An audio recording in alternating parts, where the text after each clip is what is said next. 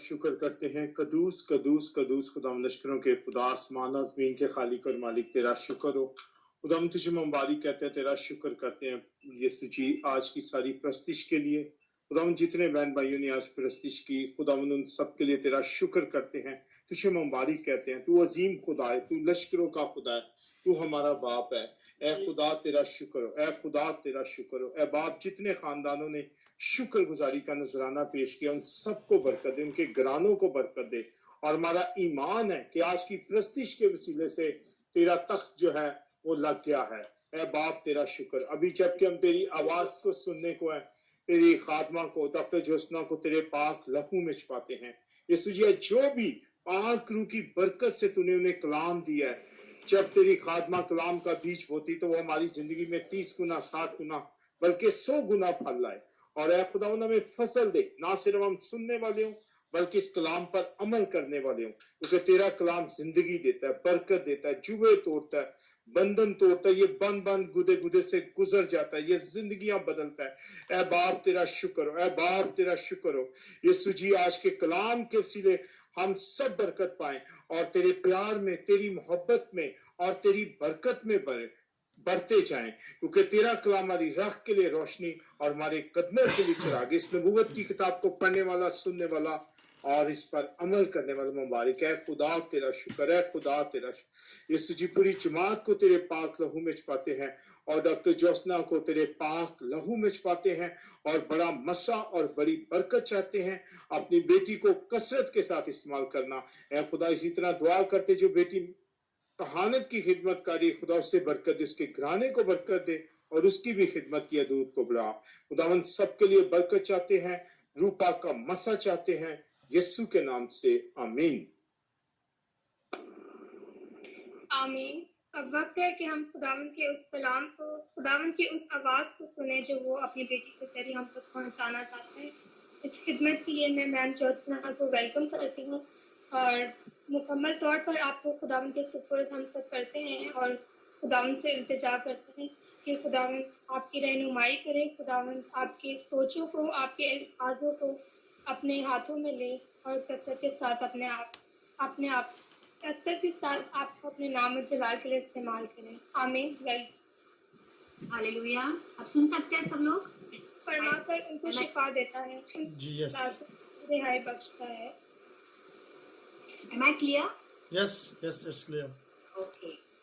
धन्यवाद, शुक्रिया करते हैं आज के दिन के लिए। और परमेश्वर ने दिन भर हमें संभाला है। आज इस शाम के समय स्तुति आराधना के द्वारा उसकी रूह हमारे बीच में मौजूद है और उसके रूह के सामत के साथ, रूह के पार के साथ जरूर उसका कलाम जाता है तो वो हमारे हृदय के ऊपर लिखा जाता है। वो कभी भी खाली नहीं जाता है। वो हमेशा जिस काम के लिए परमेश्वर भेजता है वो जरूर हमारे जीवन में करता है।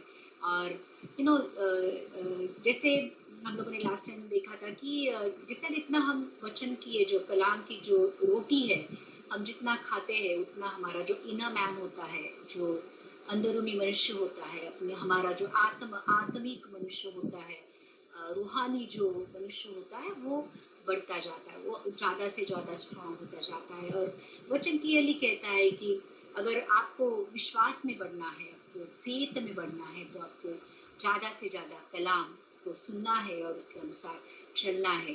तो आज हम बात करेंगे द फेथफुलनेस ऑफ गॉड, विश्वसनीयता के बारे में बात करेंगे। हमारा देखो, हम जिंदगी में जब भी जीते हैं तो हम कई लोगों के बारे में हमारी एक ओपिनियन रहती है कि ये लोग बहुत विश्वासु है, मतलब इनके ऊपर फेथ किया जा सकता है, इनके ऊपर विश्वास किया जा सकता है। और काफी सारे लोगों को हम कहते हैं नहीं, इनके ऊपर विश्वास नहीं करते, इनका कभी भरोसा मत करना, क्योंकि ये भरोसे के लायक नहीं है, कभी भी आपका भरोसा तोड़ देते हैं। तो हमारी जो बिहेवियर होता है, हमारा एक जीने का जो तरीका होता है, उसको देखकर लोग हमारे बारे में ओपिनियन बनाते हैं।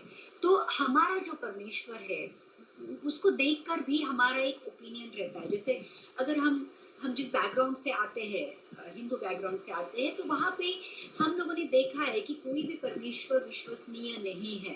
हमने काफी सारा भरोसा देखा, लेकिन कोई विश्वसनीय है। लेकिन ये जो परमेश्वर है इसके बारे में 100% ऐसे लिखा है कि ये विश्वसनीय परमेश्वर है, इसके ऊपर 100% भरोसा किया जा सकता है, क्योंकि ये कभी भी भरोसे को तोड़ता नहीं है, क्योंकि ये मनुष्य नहीं है, ये कोई कोई ह्यूमन नहीं है कि जो जो आपको आपके साथ झूठ बोले। इनफैक्ट परमेश्वर के वचन के बारे में, परमेश्वर के बारे में ऐसे लिखा है कि परमेश्वर ने अपने वचन को अपने से ऊपर दर्जा दिया है। और वचन का मतलब होता है कि कवनेंट, वचन का मतलब होता है कि एक दूसरे के साथ एक वाचा में बंध जाना, कि कोई भी वो वाचा को तोड़ नहीं सकता है।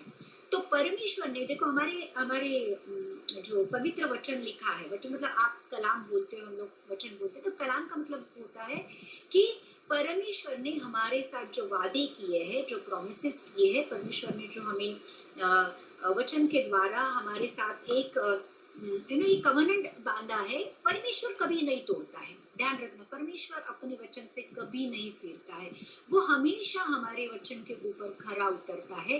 और आज हमें एक शुक्रगुजारी करनी चाहिए परमेश्वर की, पर हमारे जीवन में एक ऐसा परमेश्वर है, वो किसी भी हालात में, देखो अगर आप पैदाइश से लेकर जेनेसिस से लेकर अगर रेवलेशन तक आप देखोगे, तो कभी भी कहीं भी ऐसे नहीं लिखा है परमेश्वर के या खुदा के बारे में कि उसने अपने वादे को तोड़ दिया है, अपने वादे को वो भूल गया है, अपना वादा उसने पूरा नहीं किया। एब्सोल्युटली नहीं। जैसे अब्राहम के पास, अब्राहम से वादा किया था कि मैं तुझे पुत्र दूंगा, और अब्राहम को परमेश्वर ने 100वें साल में, when he became 100 years old, that time God gave him son। तो भले अब्राहम भी भूल गया होगा कि परमेश्वर ने मुझे पुत्र का वादा किया, क्योंकि उसने ऑलरेडी इश्माइल को पैदा करके रखा था, लेकिन परमेश्वर अपने वादे को नहीं भूलता है, वो आखिर तक अपने वादे पर पूरा उतरता है। आज मुझे बहुत फक्र महसूस होता है, एक बहुत ऐसे ब्लेसेड फीलिंग आती है कि जब भी मैं परमेश्वर के कलाम को पढ़ती हूँ, और मुझे ऐसे लगता है कि ये जो मेरी बाइबल है, ये बाइबल मेरी है, तो इसमें जो लिखा हुआ है, इसमें जो कुछ भी कलाम लिखे हुए हैं, ये सिर्फ मेरे लिए है, और ये मेरे लिए एन अमेन है, क्योंकि ये परमेश्वर ने मुझे दिए है। आपके पास जो भी आपकी बाइबल है, वो आपके लिए परमेश्वर ने आपके साथ किए हुए वादे हैं। ये पास्टर लतीफ के लिए नहीं किए हैं या किसी और के लिए नहीं किए हैं, ये अगर आपकी बाइबल है, तो ये आपके बाइबल में जो कुछ भी लिखा है, वो सिर्फ आपके लिए है। काफी बार हमें ऐसे लगता है कि ये बाइबल में जो लिखा हुआ है वो दूसरों के लिए है, मेरे जीवन में परमेश्वर क्यों काम करेगा? अब्राहम के लिए किया, इसहाक के लिए किया, याकूब के लिए किया, दानियल के लिए किया, मूसा के लिए किया, यूसुफ के लिए किया, सबके लिए किया, मेरे लिए क्यों करेगा? आपके लिए भी करेगा, क्योंकि आपसे भी वो प्यार करता है। और जो बाइबल में आपके लिए जो वादे रखे हैं, जो कुछ भी आप प्रॉमिसेस जो परमेश्वर ने कलाम के द्वारा आपसे किए हैं, अगर आप उसको विश्वास के साथ कबूल करते हो, परमेश्वर को वो वादा पूरा करना पड़ता है, क्योंकि परमेश्वर अपने वचन से फिर नहीं सकता है, वो अपने वचन को पूरा करता ही करता है। तो आज आज हम लोग देखेंगे परमेश्वर की जो फेथफुलनेस है, उसके बारे में आज बात करेंगे। ड्यूटरोनॉमी 7:9 में लिखा है, इसलिए जान रख कि तेरा परमेश्वर यहोवा ही परमेश्वर है, यह विश्वास योग्य ईश्वर है, जो उससे प्रेम रखते और उसकी आज्ञाएं मानते हैं, उनके साथ वह 1000 पीढ़ी तक अपनी वाचा का पालन करता और उन पर करुणा करता रहता है। देखो, एक ही वचन में परमेश्वर ने कितनी सारी बातें की है, इसलिए मुझे वचन बहुत अच्छे लगते हैं। मुझे जब भी मैं वचन पढ़ती, आई जस्ट बिकम ओवरवेल्म हो जाती है कि अरे ये क्या परमेश्वर है। आई मीन मेरी बुद्धि कभी कभी ऐसे ये हो जाती है कि really our God is a awesome God, our God is a great God, our God is a God of faithfulness. तो यहाँ पे परमेश्वर ये कहता है, इसलिए जान रख, जान रख मतलब you should be knowing all these things। आपको ये ध्यान रखना है, आपको ये जानना ही पड़ेगा कि तेरा परमेश्वर यहोवा ही परमेश्वर है। पहली चीज तो हमारे जीवन में परमेश्वर के अलावा कोई परमेश्वर नहीं चाहिए। हमें जानना है कि मेरा परमेश्वर सिर्फ यहोवा है, यीशु मसीह है, उसके अलावा मेरे जीवन में कोई परमेश्वर नहीं। जब हम ये जानते हैं, दूसरी बात, उस परमेश्वर की एक क्वालिटी ये है, ये परमेश्वर का एक कैरेक्टर ये है कि वो विश्वास योग्य है, वो वफादार है, वो वफा को निभाता है, वो जो कुछ भी कहता है वैसा ही करता है। तो हमारा परमेश्वर वफादार है। जो उससे प्रेम रखते और उसकी आज्ञाएं मानते हैं, उनके साथ वो 1000 पीढ़ी तक अपनी वाचा का पालन करता है। तो जो लोग परमेश्वर से प्रेम करते हैं, जिसको अपने परमेश्वर को हमारे जीवन में हमेशा एक पहला स्थान देते हैं, जिनके जीवन में परमेश्वर हमेशा पहले फर्स्ट रहता है, उन लोगों, अब जो लोग परमेश्वर की जो भी आज्ञाएं है, जो कुछ भी परमेश्वर ने कहा है, अगर वैसा ही करते हैं, तो लिखा है परमेश्वर उनके साथ अपनी वाचा 1000 पीढ़ी तक बनाए रखता है और उन पर करुणा करता रहता है। तो अगर आज हम परमेश्वर तो फेथफुल है, परमेश्वर तो विश्वास योग्य है, वफादार है। अगर हम भी उससे प्रेम करते हैं और उसके साथ हम लोग वफादार रहते हैं, तो वचन ये क्लियरली कहता है कि वो भी हमारे साथ, ना सिर्फ हमारे साथ वफादार रहता है, परंतु वो हमारे हजारों पीढ़ी के साथ वफादार रहता है और वो हमारे साथ, हमारे ऊपर करुणा, उसका जो दया और करुणा है वो हमारे ऊपर करता रहता है, हमारे ऊपर अनुग्रह करता रहता है, उसका ग्रेस हमारे जीवन के ऊपर रहता है। तो ध्यान रखना, एक ही वचन में परमेश्वर ने, एक ही कलाम में परमेश्वर ने बहुत सारी बातें की है। तो यहाँ पे हम ये पहली बात जान रखना है कि ये वफादार परमेश्वर है। ये अपनी जो कुछ भी कहता है वो हमेशा वही करता है। और फिर जब हम लोग न्यू टेस्टामेंट में आते हैं, तो अभी परमेश्वर हमसे क्या चाहता है? परमेश्वर हमसे प्रेम चाहता है, परमेश्वर हमसे भी वफा चाहता है, परमेश्वर हमसे विश्वास चाहता है, और परमेश्वर चाहता है कि हम जो कुछ भी वो कहता है वैसा करें। देखो, एक इंसान हमारे जीवन में ऐसा होता है, जैसे भले वो अपने पेरेंट्स हो या हमारे हस्बैंड हो, वाइफ हो, हमारा उनके ऊपर बहुत भरोसा रहता है, और वो जो कुछ भी कहते, जिसके ऊपर हमारा भरोसा होता है ना, वही लोगों के ऊपर हम कंप्लीटली जब हम फेथ रखते हैं, तो वो लोग जो भी कहते हैं हम आंखें बंद करके करते हैं। अगर मेरी मम्मी के ऊपर मुझे भरोसा है, अगर मेरी मम्मी बोलती है कि जैसे ये करना है, यहाँ पे साइन कर, ये चीज करनी है, तो मैं पूछूंगी भी नहीं मेरी मम्मी को कि तू ये क्यों कहती है, क्यों करना चाहती है, तू मेरे से साइन क्यों ले रही है। I will not ask her, because I know whatever my mom will do for me, it will be for my good. मतलब जैसे अगर परमेश्वर हमें आज्ञाएं देता है, तो ये हमें ये विश्वास करना चाहिए कि ये जो आज्ञाएं परमेश्वर ने ये मुझे दी है, या जो कुछ मुझे करने के लिए कहा है, मेरे अच्छे के लिए है, उसमें से परमेश्वर मेरे जीवन में कुछ अच्छा ही चाहता है।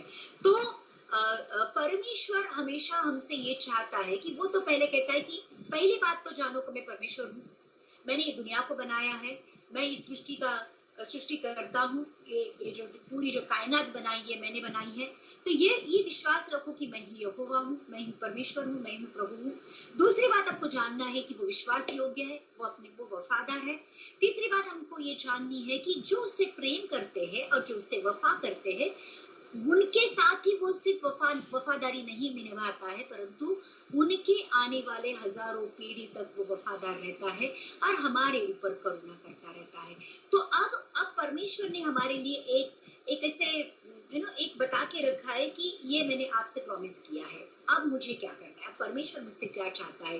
अगर हम मत्ती की किताब मैथ्यू 9:29 पढ़ेंगे, और अगर पूरी न्यू टेस्टामेंट में परमेश्वर ने, यीशु मसीह ने काफी बार हमसे ये कहा है, जितने भी चिन्ह चमत्कार लोगों के जीवन में हुए थे, साइंस एंड वंडर्स हुए थे, यीशु मसीह ने कहा कि जा तेरे विश्वास के अनुसार तुझे दिया जाएगा, जा तू जो भी विश्वास करेगा तुझे वो मिल जाएगा। अगर हम मैथ्यू 9:29 में देखते हैं, तो एक जो अंधे लोग होते हैं, जन्म से अंधे, उसके पास आते हैं और उसको कहते हैं कि हम पर दया कर, और यीशु मसीह उनको कहता है, अगर 28:9-20 मैथ्यू 29:28 में लिखा है कि जब वह घर में पहुंचा तो वे अंधे उसके पास आए और यीशु ने उनसे कहा, क्या तुम्हें विश्वास है कि मैं ये कर सकता हूँ? हर समय परमेश्वर हमसे ये क्वेश्चन करता है, जब भी हमारे जीवन में प्रॉब्लम आती है और परमेश्वर को हम कहते हैं कि प्रभु मेरे जीवन में ये बीमारी है, परमेश्वर मेरे जीवन में ये गरीबी है, परमेश्वर मुझे ये चीजों की जरूरत है, परमेश्वर मेरा बच्चा गलत साइड पे गया है, परमेश्वर मेरा हस्बैंड, मेरी वाइफ परमेश्वर में नहीं है। तो परमेश्वर के पास जब हम आते हैं और प्रार्थना करते हैं तो परमेश्वर हमसे ये पूछता है, क्या तुझे विश्वास है मैं ये कर सकता हूँ? जैसे ये अंधों को पूछा है कि क्या क्या है ना, काफी बार हम प्रार्थना तो करते हैं, बहुत लंबी चौड़ी प्रार्थना करते हैं, काफी सारे लोग तो घंटों तक प्रार्थना करते हैं, लेकिन लेकिन उसमें क्या विश्वास लगा हुआ होता है? क्या विश्वास के साथ हम प्रार्थना करते हैं, ये जानते हुए कि जो कुछ भी मैंने परमेश्वर को मांगा है मुझे वो देगा, वो जरूर देगा। जैसे इन अंधों को पूछा, देखो अंधे तो अंधे हैं, उनको वो तो यीशु मसीह को देख भी नहीं सकते थे। सबसे बड़ी आयरनी यहाँ पे ये है कि लोगों ने फिर भी देखकर यीशु मसीह के जो साइंस एंड वंडर्स उसने किए थे या जो भी चिन्ह चमत्कार किए थे, बाकी लोगों ने तो देख के विश्वास किया था, लेकिन ये अंधे लोग हैं, ये अंधे लोग यीशु मसीह को देख भी नहीं सकते हैं। और यीशु मसीह उनसे पूछता है, क्या तुम्हें विश्वास है मैं ये कर सकता हूँ? और फिर वो कहते हैं, तब उन्होंने उससे कहा, हाँ प्रभु, हाँ प्रभु।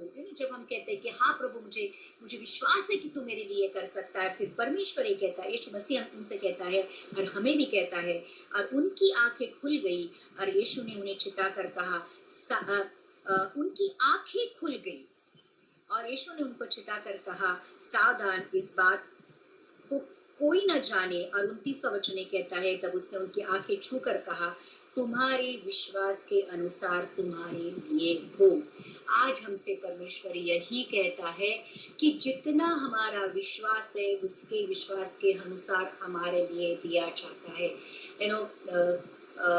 सबको ये ध्यान रखना है। काफी बार हमारे जीवन में बहुत सारी प्रॉब्लम्स ऐसी होती है और हमें काफी बार ऐसे लगता है पता नहीं परमेश्वर भी कर पाएगा कि नहीं कर पाएगा, और पता नहीं परमेश्वर कब करेगा, परमेश्वर मेरी सुन भी रहा है कि नहीं सुन रहा है ना। हमारे जीवन में हमेशा एक डाउट रहता है। काफी बार मेरे जीवन में था, बीइंग अ पास्टर, मैं लोगों को वचन प्रीच कर रही थी, लेकिन काफी बार मेरी जिंदगी में ऐसे लग रहा था कि जो सालों से मेरे जीवन में ऐसी प्रॉब्लम्स थी कि जो जा ही नहीं रही थी, और फिर अभी भी नहीं है, अभी काफी सारी ऐसी प्रॉब्लम्स है जो सालों से मेरे जीवन में पड़ी हुई है। लेकिन जब भी परमेश्वर ने मुझे कहा कि क्या तुझे विश्वास है कि मैं ये कर सकता हूँ, और मैंने कहा हाँ प्रभु, और परमेश्वर ने कहा फिर परमेश्वर उसके समय के अनुसार और उसके इच्छा के अनुसार वो चीजें हमें जीवन में देता है। जब तक के लिए हमें परमेश्वर के विश्वास में बने रहना चाहिए कि जब भी हमें विश्वास है कि वो कर सकता है। देखो, ये जो हमारा परमेश्वर है, ये एक सर्वज्ञानी, सर्वसामर्थ्य, सर्वव्यापी परमेश्वर है। वो स्वर्ग और पृथ्वी का निर्माण करता है, जिसके बारे में लिखा है कि जिसके लिए कोई बात असंभव नहीं, nothing is impossible with the Lord. वो कुछ भी कर सकता है। तो अगर ऐसा परमेश्वर मेरे जीवन में है और मेरी जीवन की परिस्थिति अगर नहीं बदल रही है, लेकिन मुझे विश्वास है कि वो कर सकता है, लेकिन शायद वो उसके टाइम पे करेगा, वो उसके समय के अनुसार, उसका जो टाइम है उसके अनुसार वो करेगा। तो जब तक मुझे परमेश्वर में विश्वास में बने रहना, जैसे ये अंधों की आंखें तुरंत खुल गई क्योंकि और वो देखने लगे, और है ना, शायद मुझे भी परमेश्वर वो सारी चीजों से छुटकारा देगा, लेकिन वो उसके समय के अनुसार देता है, जब तक मुझे उसके साथ फेथफुल रहना है, उस विश्वास में बने रहना है। तो ये परमेश्वर के साथ जो विश्वास योग्यता हम रखते हैं, उन लोगों को परमेश्वर आशीषित करता है। ध्यान रखना, परमेश्वर जब भी हमारे विश्वास को परखता है, when he tests our faith, he always rewards us, वो हमेशा हमें एक रिवॉर्ड देता है। तो अगर हम आज 25 अगर मैथ्यू 25 में जो तोड़ों का दृष्टांत दिया है, यहाँ पे एक ऐसी कहानी बताई गई है कि एक बहुत वेल्दी मनुष्य होता है और वो अपने दासों को अपने पास बुलाता है और उनको अपनी संपत्ति सौंप देता है। किसी को वो 5 तोड़े देता है, किसी को 3 देता है, किसी को 1 देता है, और वो परदेश निकल जाता है, वो दूर देश में चला जाता है। तो जिसको 5 तोड़े मिले थे वो जाके तुरंत लेन देन करता है, बिजनेस करता है, उसको 10 बना के रख देता है। जिसको 2 मिलते हैं वो 4 बना के रखता है। जिसको 1 मिलता है वो क्या करता है कि मिट्टी खोदता है और उसमें वो जो कॉइन है वो रख देता है, और अपना जीवन जीता रहता है कि फिर बहुत दिनों के बाद जब ये वेल्दी जो इंसान है, जो स्वामी है, वो आता है और फिर वो लेखा लेता है, वो फिर उनका अकाउंट लेने लगता है। तो फिर जिसके पास 5 थे वो तुरंत आके उसको 10 दे देता है कि बाबा देख, तूने मुझे 5 दिए थे, अब मैं तुझे ये 10 लौटा रहा हूँ। और फिर जिसके पास 2 थे वो उसको 4 दे देता है। और फिर परमेश्वर ये जो स्वामी रहता है वो उनको कहता है, जिसने 5 दिए थे उसको ये कहता है, अगर हम मैथ्यू 25:21 में देखेंगे, उसके स्वामी ने उससे कहा, धन्य हे अच्छे और विश्वास योग्य दास, तू थोड़े में विश्वास योग्य रहा, मैं तुझे बहुत वस्तुओं का अधिकारी बनाऊंगा, अपने स्वामी के आनंद में सहभागी हो। तो ये एक वचन में, एक कलाम में परमेश्वर देखो कितनी सारी बातें करता है। पहली बात वो अप्रिशिएट करता है कि ये जो जिसको मैंने 5 टैलेंट्स दिए थे उसने 10 बना के रखे। तो पहली बात तो परमेश्वर, जो कुछ भी परमेश्वर ने हमें दिया है, देखो परमेश्वर ने हमें बहुत सारी चीजें दी है। अगर आप काफी सारे लोगों को लगता है मुझे परमेश्वर ने क्या दिया है, देखो परमेश्वर ने आपको जीवन दिया है, मतलब आपको समय दिया है, परमेश्वर ने आपको संपत्ति दी है, परमेश्वर ने आपको टैलेंट मतलब आपको एक बुद्धि दी है, ज्ञान दिया है, और परमेश्वर ने आपको जैसे फेवर किया है। तो ये सारी जो चीजें परमेश्वर ने आपको दी है, समझो वो एक किश्त के रूप में दी है, जैसे एक इन्वेस्टमेंट के रूप में दी है। चलो जैसे ये जो एक दास था, उसका एक जो सर्वेंट था, वो सर्वेंट को उसने 5 समझो टैलेंट दे दिए। अभी उसके सामर्थ्य के अनुसार दिया है, उसको मालूम है कि ये 5 वाला जो है ये 10 बना के दे देगा। जिसको 3 दिए थे उसको मालूम है कि ये 6 बना, ये 2 जो जिसको 2 दिए थे उसको मालूम था कि ये 4 बना के रखेगा। लेकिन जिसको एक वाले को एक ही क्यों दिया? किसको? क्योंकि उस स्वामी को मालूम था कि ये कुछ नहीं करने वाला है, इसको एक भी देंगे ना तो भी उसका कुछ करने नहीं वाला है। इसलिए उसको मालूम है कि जिसको 5 दिया है वो 10 करेगा, जिसको 2 दिए वो 4 करेगा। तो उनकी जो कैपेबिलिटी थी, उनकी जो उनके पास जो भी टैलेंट था उसके अनुसार परमेश्वर ने उनको टैलेंट दिया था। और जिसको 1 दिया था उसको मालूम था परमेश्वर को ये इसके साथ कुछ नहीं करने वाला, अगर इसको मैं 100 भी देके जाऊंगा तो भी ये गड्ढा करने वाला है, उसमें रखने वाला है, क्योंकि इससे कुछ नहीं होने वाला है। तो परमेश्वर ने जो हमें जो कुछ भी दिया है उसको हमें मल्टीप्लाई करना है।